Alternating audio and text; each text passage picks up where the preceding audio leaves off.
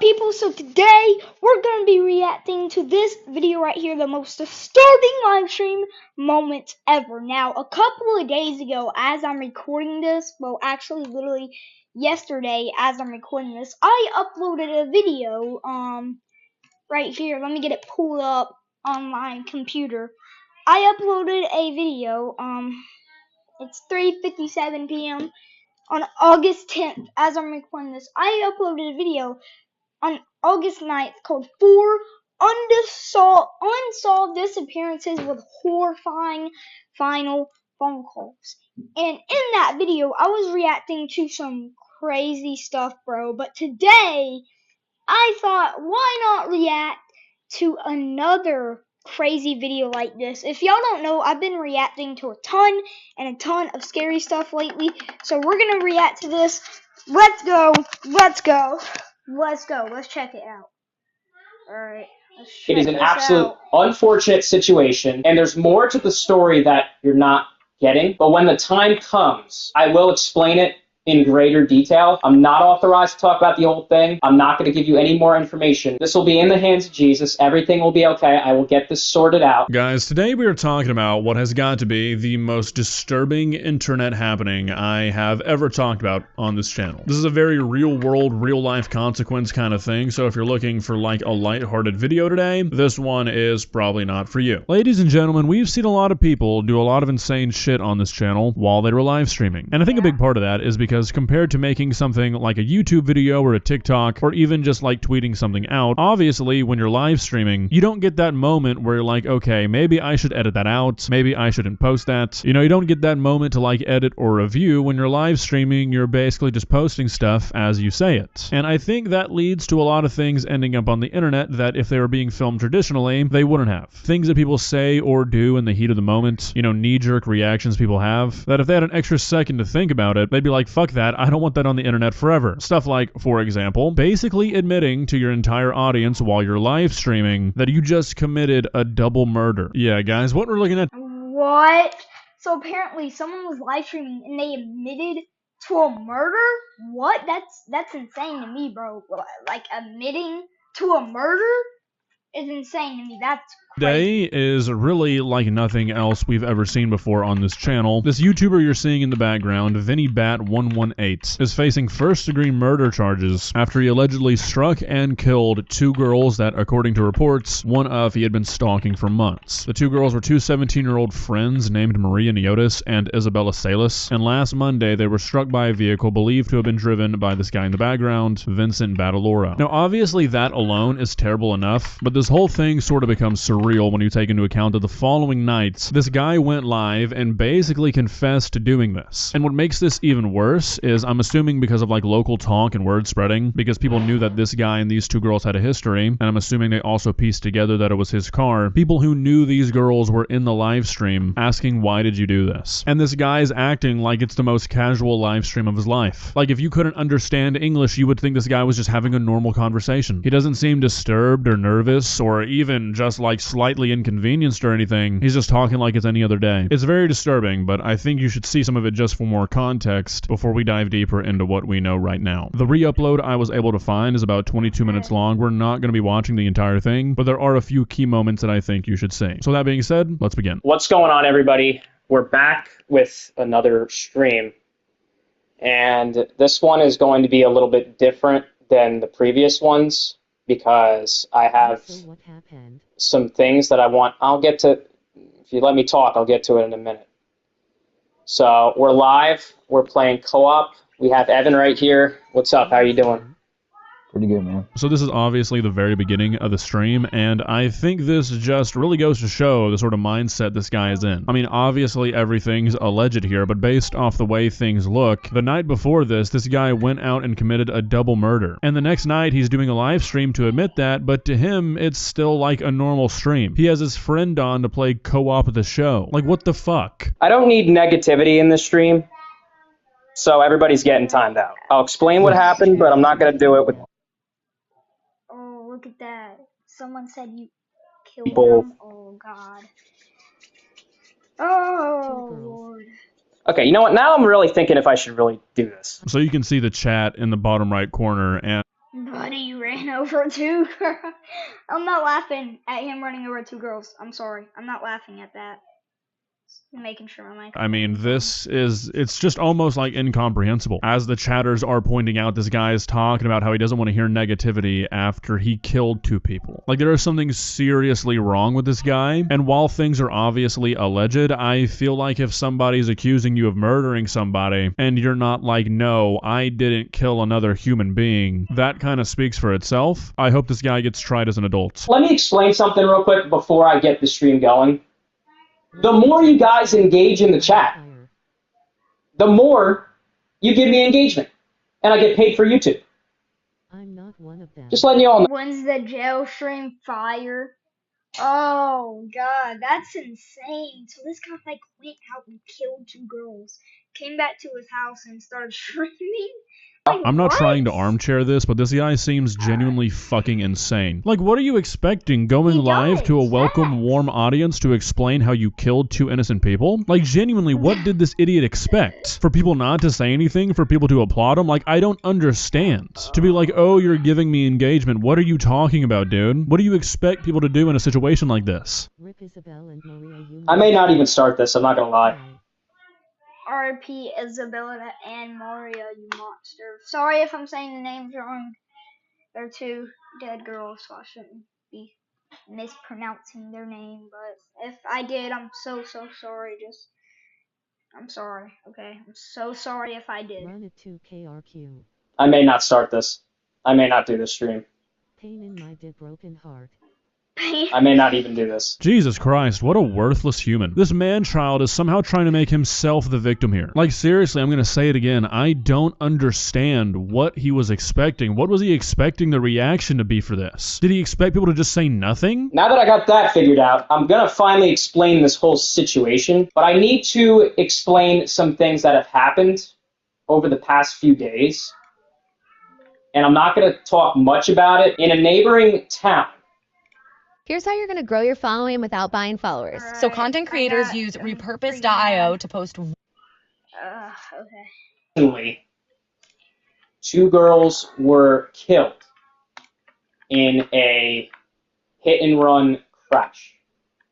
Now, there has been a lot of misinformation going on over the internet. But I will say this. I wish my sincerest condolences to those 2 girls lost in that tragic accident. Okay? It is an absolute unfortunate situation, and there's more to the story that you're not getting. But when the time comes, I will explain it. When the time comes, you're gonna be in jail, dude. Okay, I'm sorry. In greater detail. mad at this. I'm not Live authorized to stream. talk about the whole thing.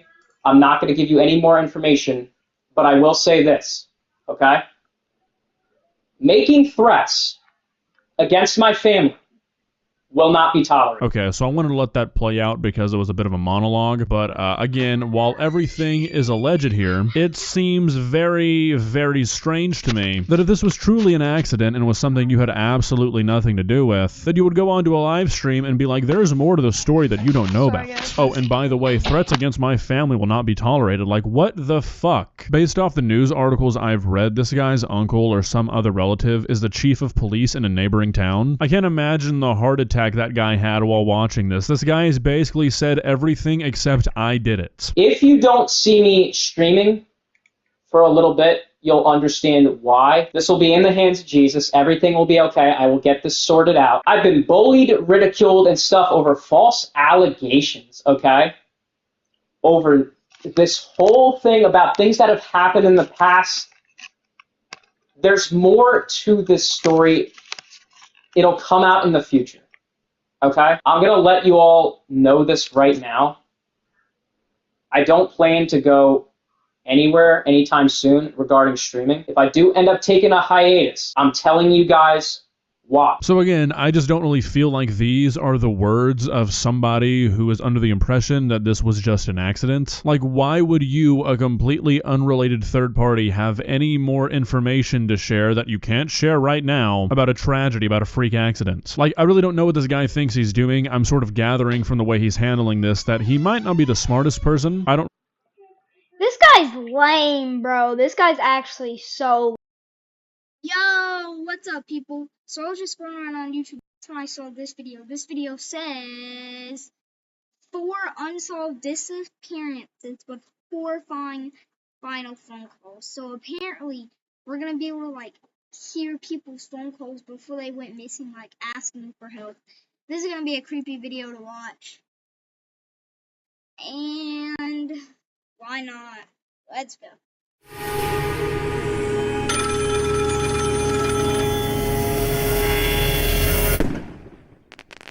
The day is July 4th, 1999. That's literally in 2 days from me. Wait, no, tomorrow is July 4th. America's Independence Day. The location, Yerevan, Colorado. It's a nice day with a high of 90 degrees. One family wanted to take advantage of this. Hold on, this is getting too realistic. I'm scared. Tomorrow is July 4th. And the high is 90. And so, before they went off to go watch their fireworks later that night, they all decided to go swimming in a locally known swimming hole. This is where the family would discover a pickup truck resting at the bottom of the muddy water. Not sure what to make of it, the family called the police. The local sheriff's department would be the first to respond to this scene. The truck ended up belonging to a man named Dale Williams, someone who had officially been declared missing just 6 weeks prior. Dale owned an auto body shop and was working at the time of his disappearance. One of his friends who he had hired was working with him at the time and recalls exactly what happened that day. The two were sitting in the office when the phone to the auto body shop started ringing. Oh, by the way, the chapters are Dale Williams, Angela Hamad's sponsor, Braden Swanson, and Joanna, whatever. Dale picked it up and began talking. Now, his friend couldn't hear everything that was said, but Dale would give him a short summary when he finished the call. The caller claimed to be stranded in what's known as Paradox Valley, which was north of Dale's shop. Their motorcycle had broken down on them, and they were requesting a tow, which Dale agreed to help out with. He then set out. This call would be the last call Dale would ever answer. He never came home that night. His wife would call him multiple times, but to no avail. Dale had disappeared without a trace. He was officially declared missing that night, and over the next few days, a search consisting of hundreds of volunteers commenced, though not a single clue would result. This leads us back to 6 weeks later when Dale's trunk was found in the water by a local family swimming. It was determined that at the time the truck entered the water, the ignition was on, and at a very low crawl speed, the wheel was turned at a sharp angle towards the water. So he did it on purpose, maybe? This discovery led a lot of people to believe the truck ending up in the water was not an accident. I think he picked up the guys with the motorcycle. They were trolling him. They knocked the Dale out, they got in his truck, and then and right before the truck got into the water, they popped out. That's what happened. Over the years, multiple different theories have surfaced under this belief. For example, some believe he's living on an island somewhere. Others believe he faked his own death and ran off with some other woman. But probably the theory with the most traction is someone wanted him dead, and that someone was the person who called his shop that day claiming to be a stranded motorist, ultimately luring Dale to his death. Interestingly, Dale had 2 daughters, and somewhat recently one of them took to Reddit under the sub r/askmeanything. She gave the whole story, and comments started flooding in. One commenter asked her what she herself believes happened to her dad. She would simply reply, "I think he was murdered. Why or by who, I don't know." Some speculate the person responsible was a man that was one of Dale's ex-friends. 1 year before Dale had gone missing, him and his wife had helped move the man's ex-wife away from him out of state to safety without his knowledge. This clearly made the man angry, as a month after the move, he put torn up pictures of the four of them next to bullets all scattered on the ground of Dale's shop. So clearly a motive is there. And it turns out that after Dale's disappearance, he was even captured taking down missing posters of Dale around the town. He was brought in for questioning, but denied any involvement. He ended up passing a polygraph test, and supposedly had an alibi around the time Dale went missing. Thus, he would be ruled out by law enforcement. To this day, it's unknown where Dale is, or who called his shop the day of his disappearance.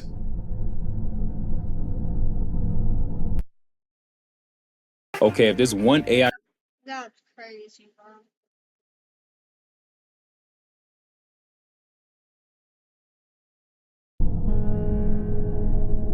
Back in 1991, a then 22-year-old named Angela Hammond was living in Clinton, Missouri. She was a student at Central Missouri State University, meanwhile also working at a bank. On April 4th, Angela and her fiancé, Rob Schaefer, had plans to go to a barbecue together. When it started wrapping up, Rob knew he had to get home because he was supposed to be watching his little brother until his mom got home. Angela dropped him off at his house, but the two still wanted to hang out.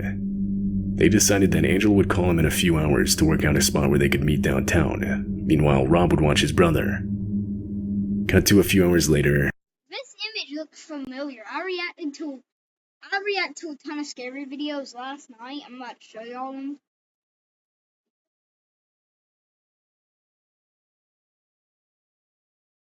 I think it was this one.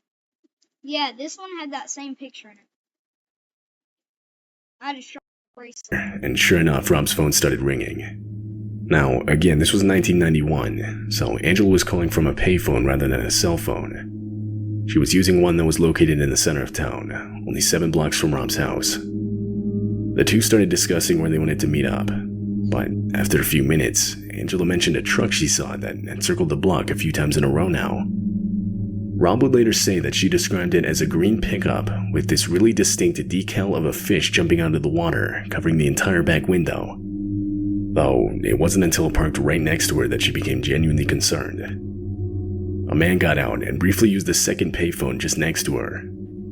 He then walked back to his car and pulled out a flashlight as if he was looking for something. Rob listened as Angela asked the man if he needed to use the phone, assuming the one he had tried to use was broken. The man responded saying it was fine, and that he would try again in a minute. Rob and Angela continued their conversation, not thinking much about the encounter. But shortly after, the sound of Angela's screaming shot through the line.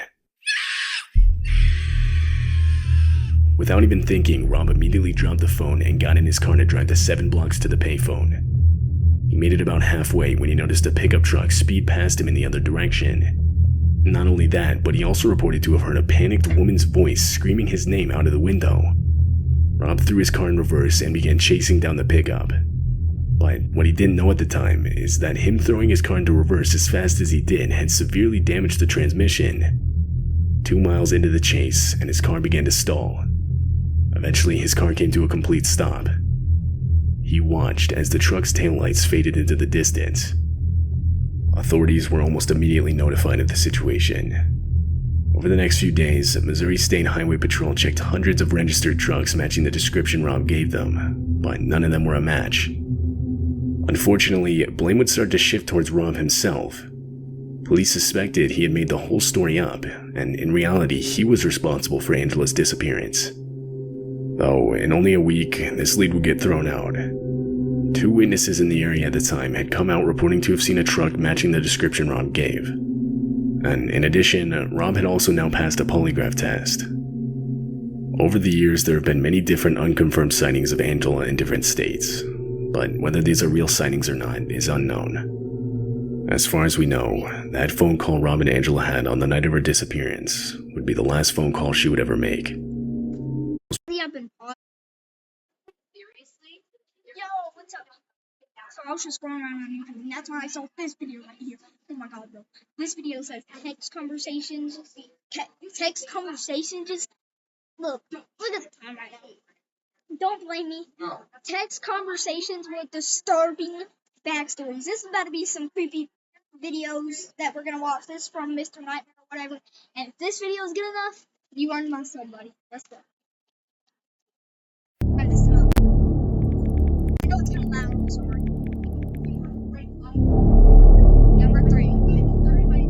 March 4th, 2022. These were the texts 21-year-old college student Gavin received after getting home from a night out. Hold on.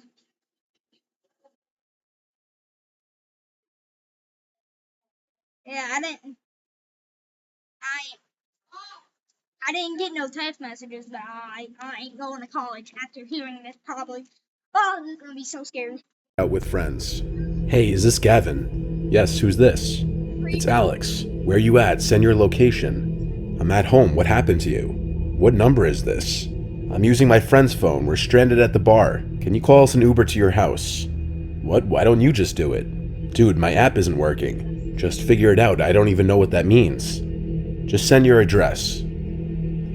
Gavin was out with his friends Alex and Omar, and they were last with each other at a bar in Dallas called Parliament. The trio was getting ready to wrap up the night, but Alex stayed behind when he saw other friends at the bar. So Gavin and Omar went home, and about an hour passed with no contact between the three. That was when Gavin received the text from the random number, and as you see, they claim to be Alex using his friend's phone. Where Alex agrees to apparently How do you not memorize it by now? Why are you using a French phone muscle? Alright, let me know when. call his own Uber and asks for Gavin's address. Gavin stated that this I'm not gonna pause anymore. I'm sorry, but hold on. What is this, bro? 129? was around the time he was becoming slightly suspicious, but he still gave his address, however not without making a comment about how he should memorize his address by now. He says he cut him some slack due to the fact that he was drinking. Gavin asked him why he was using his friend's cell phone, to which he got a response that Alex lost his phone. He then lets them know that they're on their way, and when Gavin asks Alex if he knew his friend, he responds, "Nah, he's cool though." 10 minutes later, the number sends a text that truly starts to make the conversation suspicious. Can we just come in through the front door when we get there? No! As if asking Gavin to leave the door unlocked. It was at this moment that he started to question everything about the interaction, from the first text being, "Hey, is this Gavin?" to the asking Gavin to call them an Uber, to now the leaving the door unlocked. He tried to call the number, but it rang and went to voicemail. He then tried to text and call Alex's number repeatedly, but it would just keep going to voicemail, and the text would just say delivered. Gavin stopped answering this foreign number now, and called his friend Omar to ask him if he'd heard anything from Alex, to which Omar said he had not. After reading Omar all of the texts, Omar agreed something was off. They looked to call the bar Parliament, but there was no number listed online to call. Around this time, the number texted Gavin again, saying, "We're here, open the door." Gavin went to his door and looked through the peephole of the door. There was no one in immediate view though, which maybe at first would have implied it was all a prank. But when there was a knock at the door, Gavin checked the peephole again. There was still no one on the other side. Reality of the situation was setting in now for Gavin, as this was no longer just texts on a screen. Someone was actually on the other side of his door. So he asks, "Who is this?" Straight to the point. They reply with simply, "LOL." Gavin asks again, "Who is this?" And they reply, "Open the door." So instead of answering again, Gavin calls the police. The knocking persists for a few minutes, in long intervals. Then it stops for good when the person or people on the other end realize Gavin was onto them. Gavin went on to DM one of Alex's friends, who he Read these messages because these are long. Are you and Alex at my house? Is that actually you? No, dude. Me, Alex, and Scott were just outside walking home by these black dudes.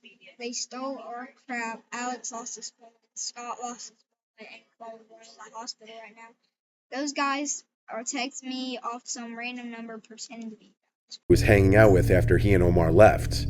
And almost instantly, the friend DM'd him back explaining that he, Alex, and their other friend were jumped by a big group of men in the street. They were all badly injured and went to the hospital. Alex's phone had been stolen, while one of his friend's wallets and phone was stolen. Alex not having a password on his phone meant all of his info and conversations were accessible. Alex's friend helped him in getting his phone locked. The police report that Gavin would get from the police who came to his house would later help Alex in getting his service provider to replace his stolen phone for him. The lack of a password on the phone meant the thieves were able to gain information, such as Alex and Gavin's Bro, just put a password. Look. I'm not gonna actually enter my password. But just put a password. conversation, where they would deduce that Gavin was home alone and an easy target.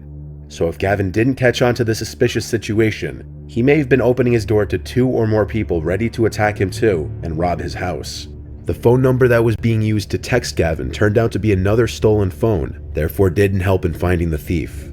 The case regarding finding the thieves and assaulters remains open. Dang, that's crazy, man. Alright, number 2. His name's Rob.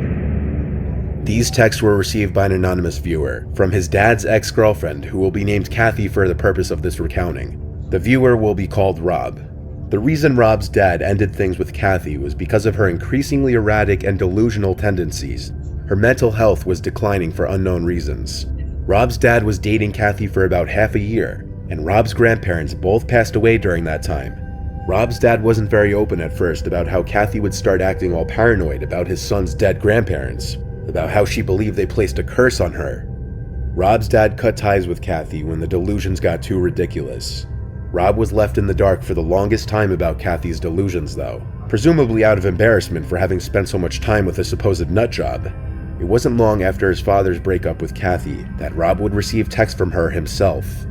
When her attempts at reaching his father no longer worked, she clearly went to him instead. Kathy texted Rob, "Hello sweetie, I need your help." Rob replied with, "What? What's up?" "Your father's parents put a curse on me.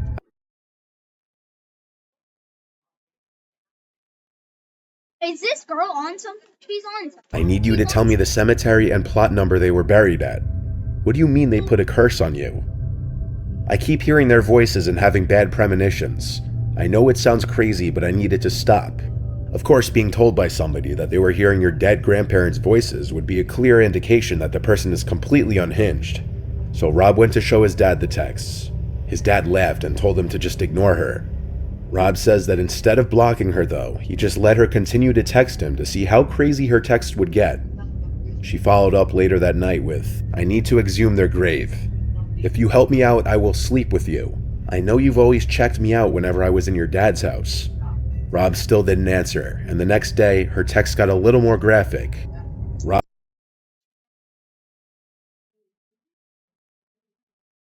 This video's gonna freaking. Okay, yeah, this video. I don't know how this has happened. Hopefully he doesn't say it. these texts to his dad, and this time his dad was not amused. He called Kathy and screamed that he would be getting a restraining order if she didn't stop. When he hung up, she kept trying to call until he ended up blocking her number. That same night, while Rob's dad was asleep, Rob was still in his den watching a show when he heard the doorknob jiggling. He went to look through the glass atop the door and saw Kathy fiddling with a knife in the key slot of the doorknob. She looked up at him and through the glass and started pleading with him to let her in. Rob called for his dad, and she started to scream no. When his dad came to the door, he screamed at her and then went to call the cops. Kathy would scream back constant obscenities and threats, waving her knife in the air. She didn't leave, and police arrived to her still at the door with knife in hand. Based on her coming to their house with a weapon and not leaving when asked, she was arrested, and Rob's dad filed for a restraining order against her. Clearly, Kathy was more than just delusional and was starting to suffer from some sort of mental illness, such as paranoid disorder. This does not mean she wasn't a danger to others though, as well as herself, evident by the knife she brought to their house and attempting to break into their house. Luckily, no one was hurt. Number 1, let's see. This one, Leanna. It's a pretty cool name, Leanna. I'm gonna stop pausing. I just paused again. Okay. An 18-year-old girl named Leanna, living in Hoboken, New Jersey, was at a local bar with her friend on a Saturday. That's when she got a notification that someone was trying to send her a message on Instagram. Usually people disregard these message requests, as they're messages from people you don't follow back on Instagram. In a girl's shoes, those message requests are 9 times out of 10 men sending them flirtatious and often creepy messages. A lot of people don't ever check these messages, but sometimes when you get that notification that someone sent you a message request, curiosity gets the better of you. In this case, Leanna opened the DM, and it was from some random account with no profile picture and no followers, asking her if she was at McSwiggin's, a local bar in Hoboken. Right away, this is cause for alarm, of course, because this would be coming from someone who knew where she was at that exact moment, someone intentionally using a fake Instagram account. Leanna follows with, "Yes, who's this? You look good in that pink top. Aren't you 18 though? Shouldn't be in a bar. I won't tell anyone though. Who is this? just a guy who thinks you're really attractive. By this point, Leanna assumes it's a prank by someone she knows and asks who's messing with her. The person replies it's neither of the names she just mentioned. Upon Leanna asking for a selfie, the person replies, can't. The girls look around the bar for anybody that could be alone, mainly an older, predatory-looking man. They saw a few men that appeared to be alone sitting at the bar. None of them were eyeing the girls, though. That's when she says, "Okay, bye, we're leaving." Moderately uncomfortable, the two girls leave the crowded bar and start walking. They go to another bar nearby, which is far less crowded than the first. They sit at the bar and order a few drinks, looking for young guys to talk to. When Leanna's phone vibrates again, and she gets another creepy message from the person. It said, "This is my favorite bar, good choice." Really, bro? Leanna shows her friend the message, and then the two start looking around the bar for someone who could be sending the messages. And as if he was looking to be found out, Leanna saw a man sitting on the bar stool closest to the door, looking at her with a blank, wide-eyed expression. She says the best way she could describe his appearance was the killer from the movie The Lovely Bones, mainly because of his glasses, hair, and mustache. They made extended eye contact, to the point that it seemed the man was outwardly trying to be creepy, making it obvious who he was. The girls asked the bartender for help.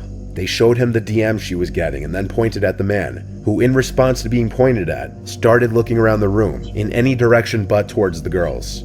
The bartender went over and told the guy in a loud, commanding voice to leave the bar without question, threatening to kick his ass if he didn't leave the girls alone. The man left the establishment, surely feeling at least some sense of embarrassment, as anyone would. Leanna and her friends stayed at the bar for about half an hour, only to avoid running into the man outside. But Leanna says their mood to stay out was gone after that creepy encounter, and they just wanted to know who that was, or how he knew Leanna and where she was at that moment. When the girls left, they began walking home. They were on 2nd Street, a quiet one-way road, especially at the hour they were walking. They were being mindful of their surroundings, making sure they weren't being followed.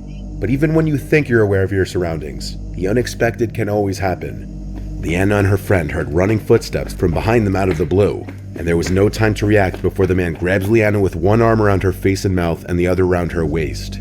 He picked her up as she tried to scream and fight, and of course her friend did the screaming for her, and continued to hit at the man. The commotion caught the attention of people from around the corner, and a few people came to the scene. The man released his grip from the girl and walked away quickly. Nobody went after the man. The girls called the police there on the spot. Leanna showed the police the DMs, and 2 witnesses backed up their story as well. A police report was made and a case was opened to find the man in question. Leanna would speak to detectives at her home a few days later, who gathered all the information she could give.